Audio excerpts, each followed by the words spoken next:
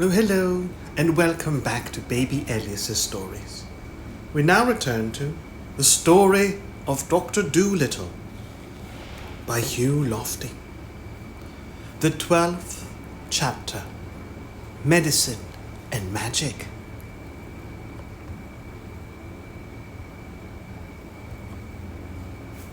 Very, very quietly, making sure that no one should see her, Polynesia then slipped out at the back of the tree and flew across to the prison. She found Gub-Gub poking his nose through the bars of the window, trying to sniff the cooking smells that came from the palace kitchen. She told the pig to bring the doctor to the window because she wanted to speak to him. So Gub-Gub went and woke the doctor, who was taking a nap. Listen, whispered the parrot when John Dolittle's face appeared. Prince Bumpo is coming here tonight to see you, and you've got to find some way to turn him white. But be sure to make him promise you first that he will open the prison door and find a ship for you to cross the sea in. This is all very well, said the doctor, but it isn't so easy to turn a black man white. You speak as though he were a dress to be re-dyed. It's not so simple. Shall the leopard change his spots, or the Ethiopian his skin, you know? I don't know anything about that, said Polynesia impatiently. But you must turn this coon white. Think of a way. Think hard. You've got plenty of medicines left in the bag. He'll do anything for you if you change his color. It is your only chance to get out of prison. Well, I suppose it might be possible, said the doctor. Let me see. And he went over to his medicine bag, murmuring something about liberated chlorine on animal pigment, perhaps zinc ointment as a temporary measure, spread thick. Well, that night Prince Bumpo came secretly to the doctor in prison and said to him, "White man, I am an unhappy prince. Years ago I went in search of the Sleeping Beauty, whom I had read of in a book, and having travelled through the world many days, I, at last, found her and kissed the lady very gently to awaken her, as the book said I should. 'Tis true indeed that she woke, but when she saw my face, she cried out, 'Oh, he is black!' and she ran away and wouldn't marry me, but went to sleep again somewhere else. So I came back, full of sadness, to my father's kingdom. Now I hear that you are a wonderful magician and have many powerful potions. So I come to you for help. If you will turn me white, so that I may go back to the Sleeping Beauty, I will give you half my kingdom and anything besides you ask." "Prince Bumpo," said the doctor, looking thoughtfully at the bottles in his medicine bag, "supposing I made your hair a nice blonde color, would not that do instead to make you happy?" "No," said Bumpo. "Nothing else will satisfy me. I must be a white prince." "You know, it is very hard to change the color of a prince," said the doctor. "One of the hardest things a magician can do. You only want your face white, do you not?" "Yes, that is all," said Bumpo, "because I shall wear shining armor and gauntlets of steel like the other white princes and ride on a horse." "Must your face be white all over?" asked the doctor. "Yes, all over," said Bumpo, "and I would like my eyes blue too. I suppose that would be very hard to do." "Yes, it would," said the doctor quickly. "Well, I will do what I can for you. You will have to be very patient, though. You know, with some medicines you can never be very sure. I might have to try 2 or 3 times. You have a strong skin, yes? Well, that's all right. Now come over here by the light. Oh, but before I do anything, you must first go down to the beach and get a ship ready with food in it to take me across the sea. Do not speak a word of this to anyone. And when I have done as you ask, you may let me and all my animals out of prison. Promise, by the crown of Joliginki.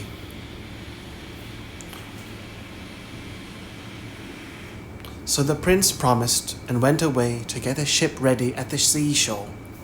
When he came back, he said that it was done. The doctor asked Dab-Dab to bring a basin. Then he mixed a lot of medicines in the basin and told Bumpo to dip his face in it. The prince leaned down and put his face in, right up to the ears.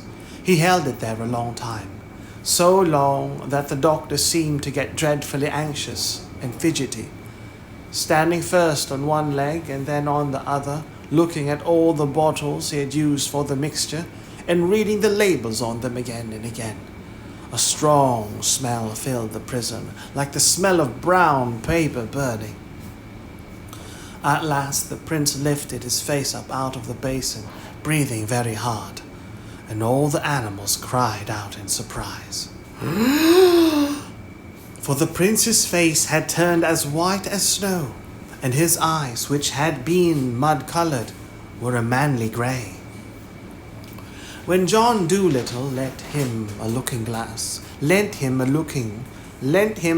looking glass to see himself in, he sang for joy and began dancing around the prison. But the doctor asked him not to make so much noise about it, and when he had closed his medicine bag in a hurry, he told him to open the prison door. Bumpo begged that he might keep the looking glass, as it was the only one in the kingdom of Joliginki, and he wanted to look at himself all day long. But the doctor said he needed it to shave with. Then the prince, taking a bunch of copper keys from his pocket, undid the great double locks, and the doctor with all his animals ran as fast as they could down to the seashore, while Bumpo leaned against the wall of the empty dungeon, smiling after them happily, his big face shining like polished ivory in the light of the moon. When they came to the beach, they saw Polynesia and Chi-Chi waiting for them on the rocks near the ship. "I feel sorry about Bumpo," said the doctor. "I am afraid that medicine I used will never last. Most likely he will be as black as ever when he wakes up in the morning. That's one reason why I didn't like to leave the mirror with him. But then again, he might stay white. I had never used that mixture before, to tell the truth. I was surprised myself that it worked so well. But I had to do something, didn't I? I couldn't possibly scrub the king's kitchen for the rest of my life. It was such a dirty kitchen. I could see it from the prison window. Well, poor Bumpo." "Oh, of course he will know we were just joking with him," said the parrot. "They had no business to lock us up," said Dab-Dab, wagging her tail angrily. "We never did them any harm. Serve him right if he does turn back again. Serve him right if he does turn black again. I hope it's a dark black." "But he didn't have anything to do with it," said the doctor. "It was the king, his father, who had us locked up. It wasn't Bumpo's fault. I wonder if I ought to go back and apologize. Oh well, I'll send him some candy when I get to Puddleby, and who knows, he might stay white after all." "Quack, quack. The Sleeping Beauty would never have him, even if he did," said Dab-Dab. "He looked better the way he was, I thought. Quack. But he'd never be anything but ugly, no matter what color he was made. Quack, quack." "Still, he had a good heart," said the doctor. "Romantic, of course, but a good heart. After all, handsome is as handsome does." "I don't believe the poor Bobby found the Sleeping Beauty at all," said Jip the dog. "Most likely he kissed some farmer's fat wife who was taking a snooze under an apple tree. Can't blame her for getting scared. I wonder who he'll go and kiss this time. Silly business. Then the push-me-pull-you, the white mouse, gub-gub, dab-dab, Jip the owl, too-too, went on to the ship with the doctor. But Chi-Chi, Polynesia, and the crocodile stayed behind, because Africa was their proper home, the land where they were born. And when the doctor stood upon the boat, he looked over the side across the water, and then he remembered that they had no one with them to guide them back to Puddleby. The wide, wide sea looked terribly big and lonesome in the moonlight, and he began to wonder if they would lose their way when they passed out of sight of land. But even while he was wondering, they heard a strange whispering noise, high in the air, coming through the night, and the animals all stopped, saying goodbye, and listened. The noise grew louder and bigger. It seemed to be coming nearer to them, a sound like the autumn wind blowing through the leaves of a poplar tree, or a great, great rain beating down upon a roof. And Jip, with his nose pointing and his tail quite straight, said, "Birds! Oh, millions of them, flying fast, that's it." And they all looked up, and there, streaming across the face of the moon like a huge swarm of tiny ants, they could see thousands and thousands of little birds. Soon the whole sky seemed full of them, and still more kept coming, more and more. There were so many that for a little they covered the whole moon so it could not shine, and the sea grew dark and black, like when a storm cloud passes over the sun. And presently all these birds came down close, skimming over the water and the land, and the night sky was left clear above, and the moon shone as before.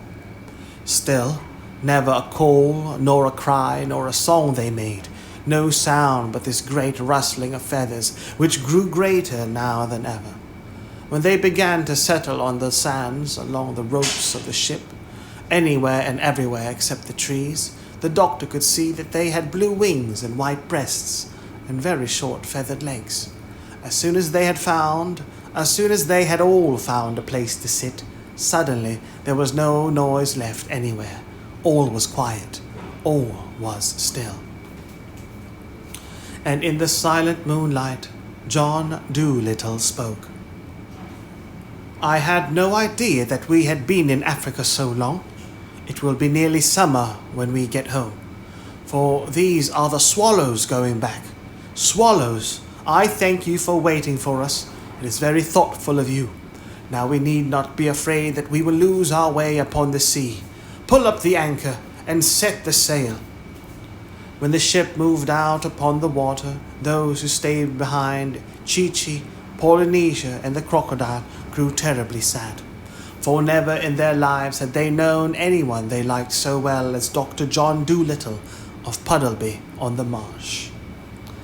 And after they had called goodbye to him again and again and again, they still stood there upon the rocks, crying bitterly and waving till the ship was out of sight. The 13th chapter, Red Sails and Blue Wings.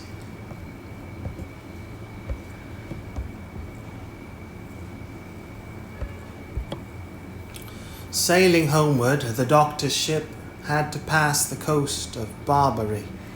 This coast is the seashore of the great desert. It is a wild, lonely place, all sand and stones, and it was here that the Barbary pirates lived. These pirates, a bad lot of men, used to wait for sailors to be shipwrecked on their shores, and often, if they saw a boat passing, they would come out in their fast-sailing ships and chase it. When they caught a boat like this at sea, they would steal everything on it, and after they had taken the people off, they would sink the ship and sail back to Barbary, singing songs and feeling proud of the mischief they had done. Then they used to make the people they had caught write home to their friends for money, and if the friends sent no money, the pirates often threw the people into the sea. Now, one sunshiny day, the Doctor and Dab-Dab were walking up and down on the ship for exercise. A nice fresh wind was blowing the boat along, and everybody was happy.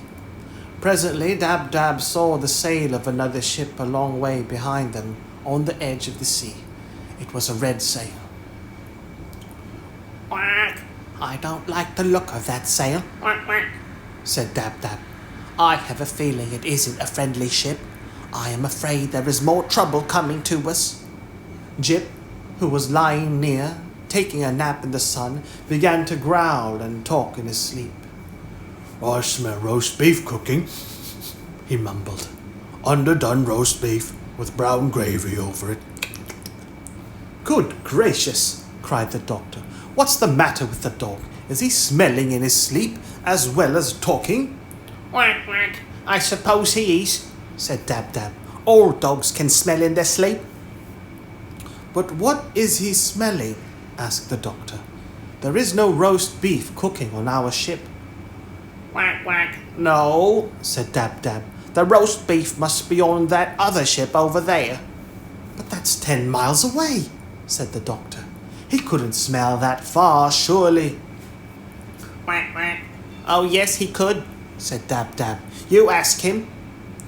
Then Jip, still fast asleep, began to growl again, and his lip curled up angrily, showing his clean white teeth.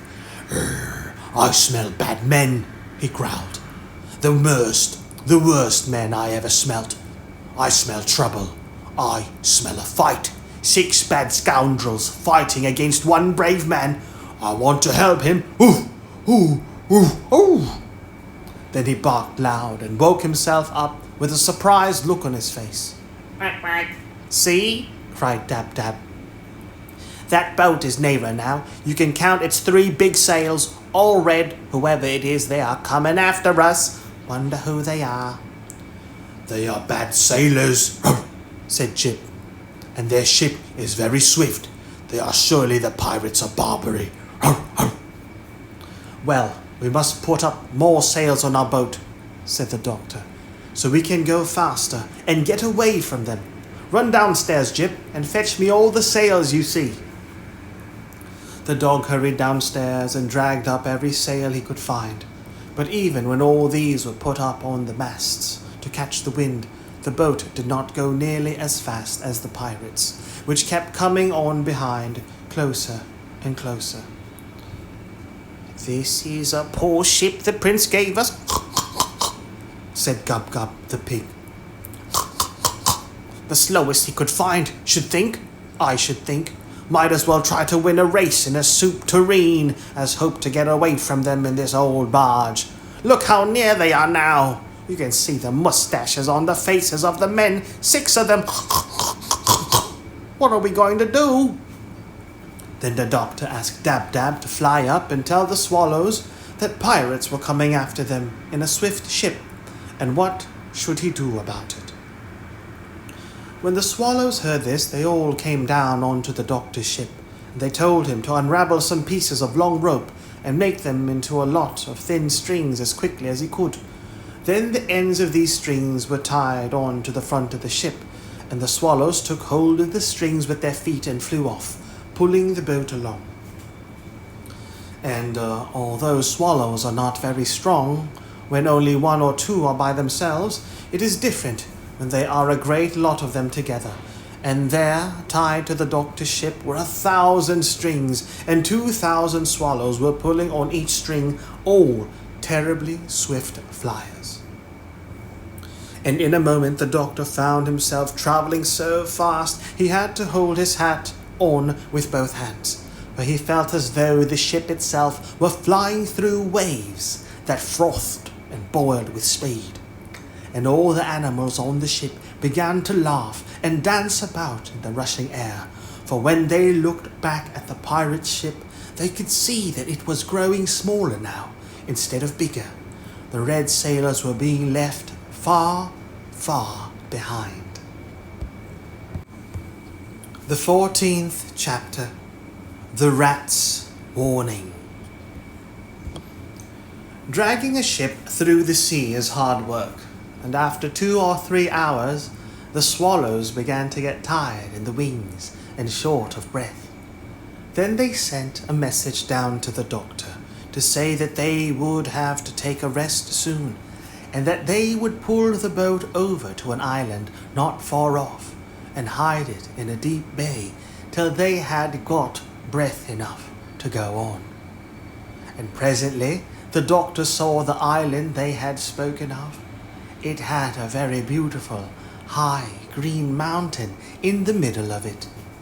When the ship had sailed safely into the bay where it could not be seen from the open sea, the doctor said he would get off onto the island to look for water, because there was none left to drink on his ship. And he told all the animals to get out too and romp on the grass to stretch their legs. Now, as they were getting off, the doctor noticed that a whole lot of rats were coming up from downstairs and leaving the ship as well. Jip started to run after them, because chasing rats had always been his favourite game. But the doctor told him to stop. And one big black rat, who seemed to want to say something to the doctor, now crept forward timidly along the rail, watching the dog out of the corner of his eye. And after he had coughed nervously 2 or 3 times, he cleaned his whiskers and wiped his mouth. He said, you know, of course, that all ships have rats in them, Doctor, do you not? And the doctor said, yes. And you have heard that rats always leave a sinking ship? Yes, said the doctor, so I've been told. People, said the rat, always speak of it with a sneer, as though it was something disgraceful. But you can't blame us, can you? After all, who would stay on a sinking ship if he could get off it? It is very natural, said the doctor. Very natural. I quite understand. Was there anything else you wished to say? Yes, said the rat. I've come to tell you that we are leaving this one, but we wanted to warn you before we go. This is a bad ship you have here. It isn't safe. The sides aren't strong enough. Its boards are rotten. Before tomorrow night it will sink to the bottom of the sea. But how do you know? Asked the doctor. We always know, answered the rat. The tips of our tails get that tingly feeling when your foot's asleep. Like when your foot's asleep. This morning at 6 o'clock, while I was getting breakfast, my tail suddenly began to tingle.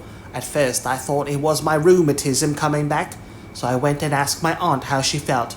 You remember her, the long, piebald rat, rather skinny, who came to see you in Puddleby last spring with jaundice? Well, and she said her tail was tingling like everything. Then we knew for sure that this boat was going to sink in less than 2 days, and we all made up our minds to leave it as soon as we got near enough to any land. It's a bad ship, Doctor. Don't sail in it any more, or you'll be surely drowned. Goodbye. We are now going to look for a good place to live on this island. Goodbye, said the doctor, and thank you very much for coming to tell me.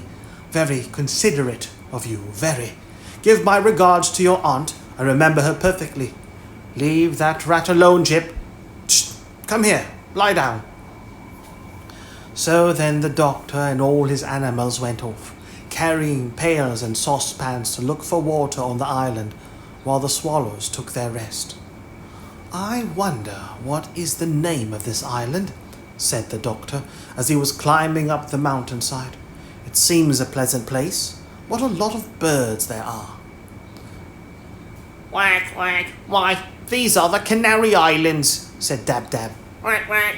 Don't you hear the canaries singing? The doctor stopped and listened. Why, to be sure, of course, he said. How stupid of me. I wonder if they can tell us where to find water. And presently the canaries, who had heard all about Dr. Dolittle from birds of passage, came and led him to a beautiful spring of cool, clear water where the canaries used to take their bath. And they showed him lovely meadows where the bird seed grew and all the other sights of their island. And the push-me-pull-you was glad they had come, because he liked the green grass so much better than the dried apples he had been eating on the ship, and Gub-Gub squeaked for joy when he found a whole valley full of wild sugar cane. A little later, when they had all had plenty to eat and drink, and were lying on their backs while the canaries sang for them, 2 of the swallows came hurrying up, very flustered and excited. Doctor, they cried, the pirates have come into the bay and they've got onto your ship. And they've all got onto your ship. They are downstairs looking for things to steal. They have left their own ship with nobody on it. If you hurry and come down to the shore, you can get onto their ship, which is very fast, and escape, but you'll have to hurry. That's a good idea, said the doctor. Splendid. And he called his animals together at once, said goodbye to the canaries, and ran down to the beach. When they reached the shore, they saw the pirate ship with the 3 red sails standing in the water, and just as the swallows had said, there was nobody on it. All the pirates were downstairs in the doctor's ship looking for things to steal. So John Dolittle told his animals to walk very softly, and they all crept on to the pirate ship. The 15th chapter, The Barbary Dragon.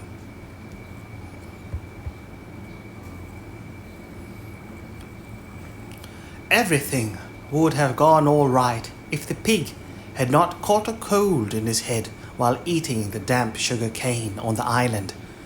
This is what happened. After they had pulled up the anchor without a sound and were moving the ship very, very carefully out of the bay, Gub-Gub suddenly sneezed so loud that the pirates on the other ship came rushing upstairs to see what the noise was. Achoo! As soon as they saw that the doctor was escaping, they sailed the other boat right across the entrance to the bay so that the doctor could not get out into the open sea. Then the leader of these bad men, who called himself Ben Ali the Dragon, shook his fist at the doctor and shouted across the water, "Ha ha! You're caught, my fine friend. You were going to run off in my ship, eh? But you are not good enough to sailor. But you are not a good enough sailor to beat Ben Ali, the Barbary Dragon. I want that duck you've got, and the pig too. We'll have pork chops and roast duck for supper tonight. And before I let you go home, you must make your friends send me a trunk full of gold." Poor Gub-Gub began to weep. And Dab-Dab made ready to fly to save her life. But the owl Tutu whispered to the doctor, "Ooh, ooh. Keep him talking, doctor. Be pleasant to him. Our old ship is bound to sink soon. The rats said it would be at the bottom of the sea before tomorrow night, and the rats are never wrong. Be pleasant till the ship sinks under him. Keep him talking." "What? Until tomorrow night?" said the doctor. "Well, I'll do my best. Let me see. What shall I talk about?" Oh, let them come on, said Jip. We can fight the dirty rascals. There are only 6 of them. Let them come on. I'd love to tell that collie next door when we get home that I had bitten a real pirate. Let him come. We can fight him. "But they have pistols and swords," said the doctor. "No, that would never do. I must talk to them. Look here, Ben Ali, was it?" But before the doctor could say any more, the pirates began to sail the ship nearer, laughing with glee and saying to one another, "Who shall be the first to catch the pig?" Arg! Poor Gub-Gub was dreadfully frightened, and the push-me-pull-you began to sharpen his horns for a fight by rubbing them on the mast of the ship, while Jip kept springing into the air and barking and calling Ben Ali bad names and dog language. But presently, something seemed to go wrong with the pirates. They stopped laughing and cracking jokes. They looked puzzled. Something was making them uneasy. Then Ben Ali, staring down at his feet, suddenly bellowed out, "Thunder and lightning! Men, the boat's leaking!" And then the other pirates peered over the side, and they saw that the boat was indeed getting lower and lower in the water. And one of them said to Ben Ali, "But surely, if this old boat were sinking, we should see the rats leaving it." And Jip shouted across from the other ship, "You great duffers, there are no rats there to leave. They left 2 hours ago." To you, my fine friends. But of course the men did not understand him. Soon the front end of the ship began to go down and down faster and faster, till the boat looked almost as though it was standing on its head, and the pirates had to cling to the rails and the masts and the ropes and anything to keep from sliding off. Then the sea rushed roaring in through all the windows and the doors, and at last the ship plunged right down to the bottom of the sea, making a dreadful gurgling sound, and the 6 bad men were left bobbing about in the deep water of the bay. Some of them started to swim for the shores of the island, while others came and tried to get on to the boat where the doctor was, but Jip kept snapping at their noses, so they were afraid to climb up the side of the ship. Then suddenly they all cried out in great fear, "The sharks! The sharks are coming! Let us get on to the ship before they eat us! Help! Help the sharks! The sharks!" And now the doctor could see, all over the bay, the backs of big fishes swimming swiftly through the water. And one great shark came near to the ship, and poking his nose out of the water, he said to the doctor, "Are you John Dolittle, the famous animal doctor?" "Yes," said John Dolittle. "That is my name."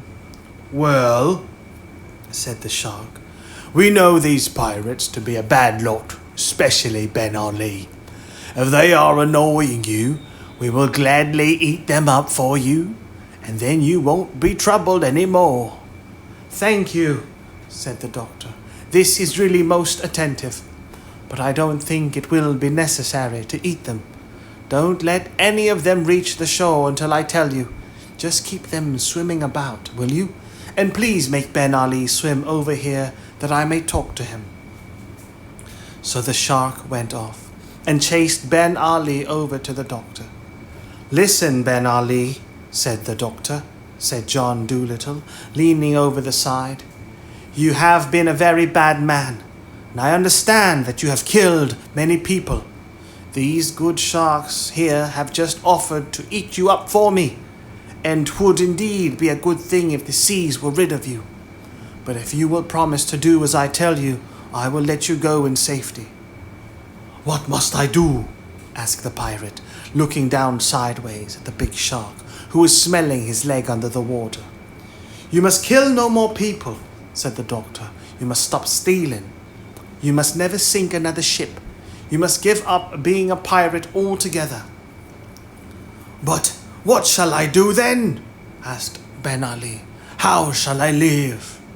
"You and all your men must go on to this island and be bird seed farmers," the doctor answered. "You must grow bird seed for the canaries." The Barbary dragon turned pale with anger. "Grow bird seed?" he groaned in disgust. "Can't I be a sailor?" "No," said the doctor, "you cannot. You have been a sailor long enough and sent many stout ships and good men to the bottom of the sea. For the rest of your life you must be a peaceful farmer. The shark is waiting. Do not waste any more of its time. Make up your mind."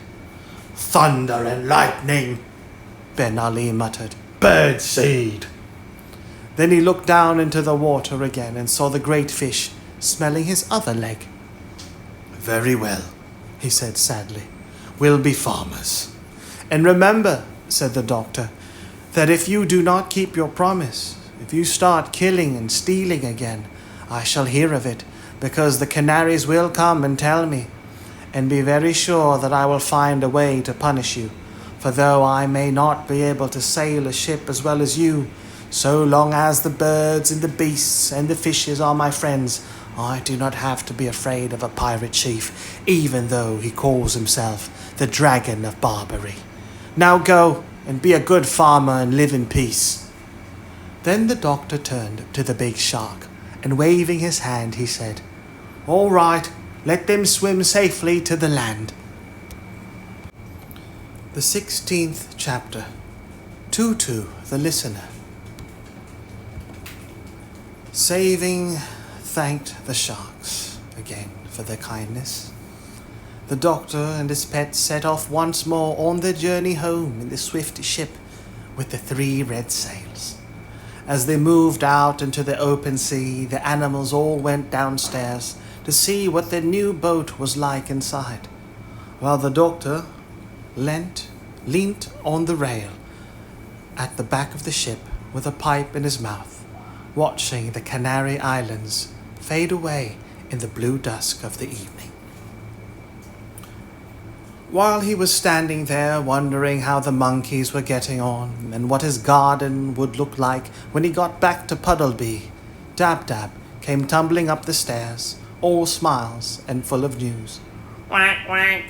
"Doctor," she cried, This ship of the pirates is simply beautiful. Absolutely. Quack, quack. The beds downstairs are made of primrose silk with hundreds of big pillows and cushions.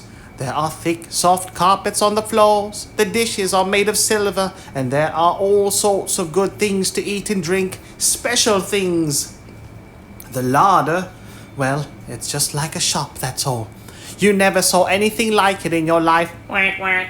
Just think, they kept 5 different kinds of sardines, those men. Come and look. Oh, and we found a little room down there with the door locked, and we are all crazy to get in and see what's inside. Jip says it must be where the pirates kept their treasure, but we can't open the door. Come down and see if you can let us in." Quack, quack. So the doctor went downstairs, and he saw that it was indeed a beautiful ship. He found the animals gathered round a little door, all talking at once, trying to guess what was inside.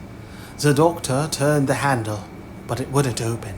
Then they all started to hunt for the key. They looked under the mat. They looked under all the carpets. They looked in all the cupboards and drawers and lockers, in the big chests in the ship's dining room. They looked everywhere. While they were doing this, they discovered a lot of new and wonderful things that the pirates must have stolen from other ships. Cashmere shawls as thin as cobweb, embroidered with flowers of gold, jars of fine tobacco from Jamaica, carved ivory boxes full of Russian tea, an old violin with a string broken and a picture on the back, a set of big chessmen carved out of coral and amber, a walking stick which had a sword inside it when you pulled the handle, 6 wine glasses with turquoise and silver round the rims, and a lovely great sugar bowl made of mother o' pearl. But nowhere in the whole boat could they find a key to fit that lock. So they all came back to the door, and Jip peered through the keyhole, but something had been stood against the wall on the inside, and he could see nothing. While they were standing around wondering what they should do, the owl Tutu suddenly said, "Hoo, hoo! Shh, listen, I do believe there's someone in there." They all kept still a moment. Then the doctor said, "You must be mistaken, Tutu. I don't hear anything." "Oh, I'm sure of it," said the owl. "Shh, there it is again. Don't you hear that?" "No, I do not," said the doctor. "What kind of sound is it?" "Oh, I hear the noise of someone putting his hand on his pocket." "Oh, oh," said the owl. "But that makes hardly any sound at all," said the doctor. "You couldn't hear that out here." "Pardon me, but I can," said Tutu. "I tell you there is someone on the other side of that door putting his hand in his pocket. Almost everything makes some noise if your ears are only sharp enough to catch it.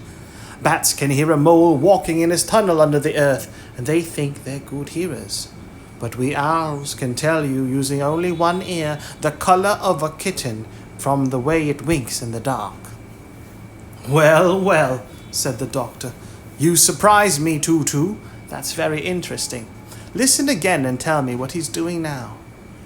I'm not sure yet. Ooh, ooh, said Tutu. If it's a man at all, maybe it's a woman. Lift me up and let me listen at the keyhole, and I'll soon tell you.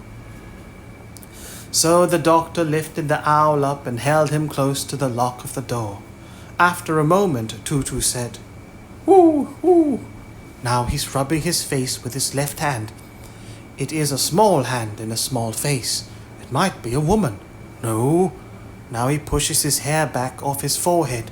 It's a man, all right. Women sometimes do that, said the doctor.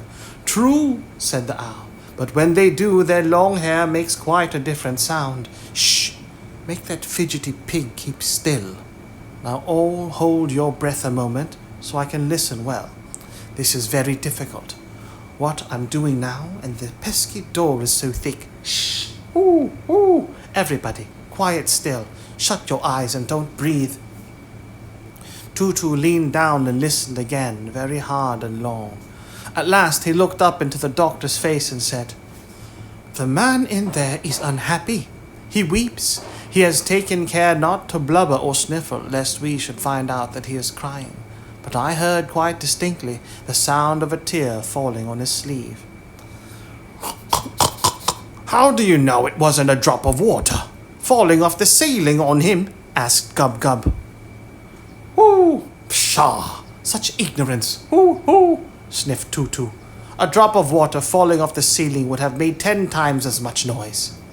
Well, said the doctor, if the poor fellow's unhappy, we've got to get in and see what's the matter with him. Find me an axe, and I'll chop the door down. The 17th chapter, The Ocean Gossips. Right away an axe was found, and the doctor soon chopped a hole in the door big enough to clamber through. At first he could see nothing at all. It was all so dark inside, so he struck a match. The room was quite small, no window, the ceiling low, for the furniture there was only one little stool. All round the room big barrels stood against the walls, fastened at the bottom so that they wouldn't tumble with the rolling of the ship, and above the barrels pewter jugs of all sizes hung from wooden pegs. There was a strong winey smell. In the middle of the floor sat a little boy, about 8 years old, crying bitterly. I declare, it is the pirate's rum room, said Jip in whisper. Yes, very rum, said Gub Gub. The smell makes me giddy. The little boy seemed rather frightened to find a man standing there before him, and all those animals staring in through the hole in the broken door.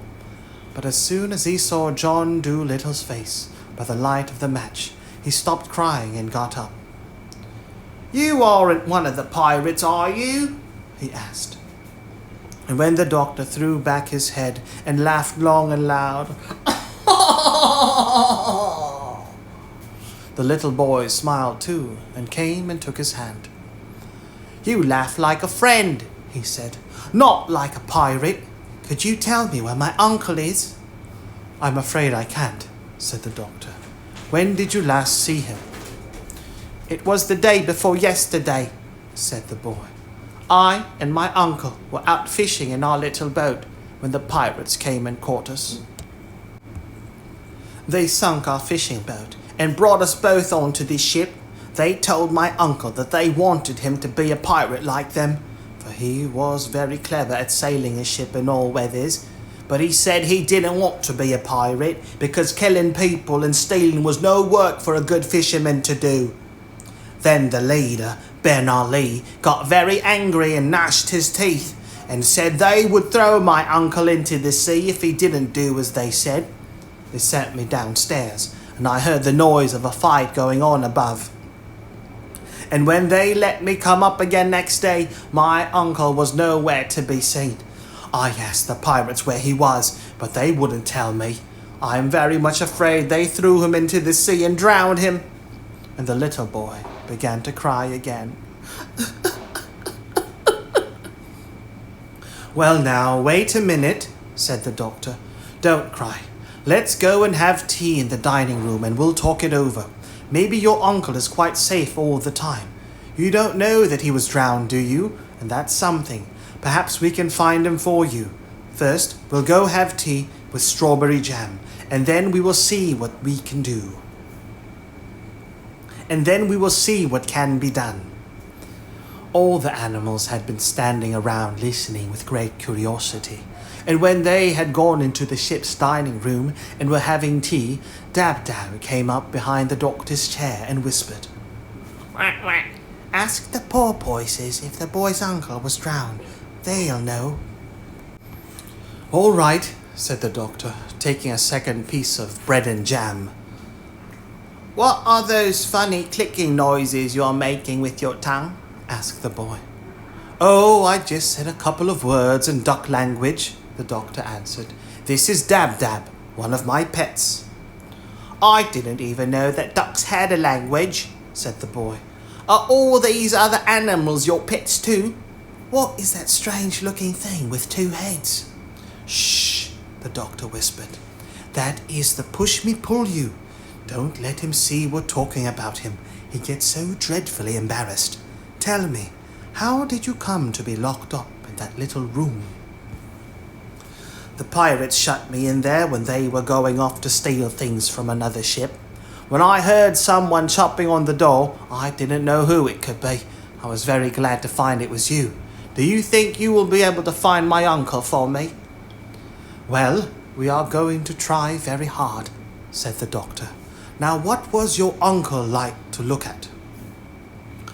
"He had red hair," the boy answered.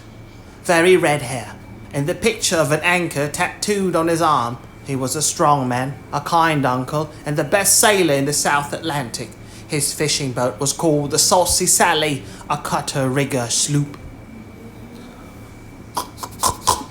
What's cutter-rigger slop? Whispered Gub-Gub, turning to Jip. Shh! That's the kind of ship the man had, said Jip. Keep still, can't you? Oh, said the pig. Is that all? I thought it was something to drink.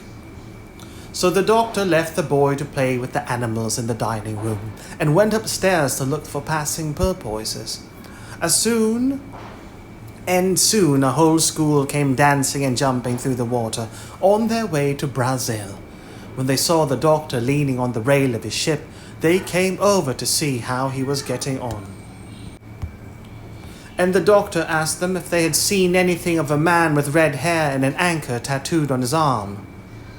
Do you mean the master of the Saucy Sally? Asked the porpoises. Yes, said the doctor. That's the man. Has he been drowned? His fishing sloop was sunk, said the porpoises. For we saw it lying on the bottom of the sea, but there was nobody inside it because we went and looked. His little nephew is on the ship with me here, said the doctor, and he is terribly afraid that the pirates threw his uncle into the sea. Would you be so good as to find out for me for sure whether he has been drowned or not? Oh, he isn't drowned, said the porpoises. If he were, we would be sure to have heard from it. We would be sure to have heard of it from the deep sea decapods. We hear all the saltwater news. The shellfish call us the ocean gossips. No, tell the little boy we are sorry we do not know where his uncle is, but we are quite certain he hasn't been drowned in the sea. So the doctor ran downstairs with the news and told the nephew, who clapped his hands with happiness. And the push-me-pull-you took the little boy on his back and gave him a ride round the dining room table, while all the other animals followed behind, beating the dish covers with spoons, pretending it was a parade.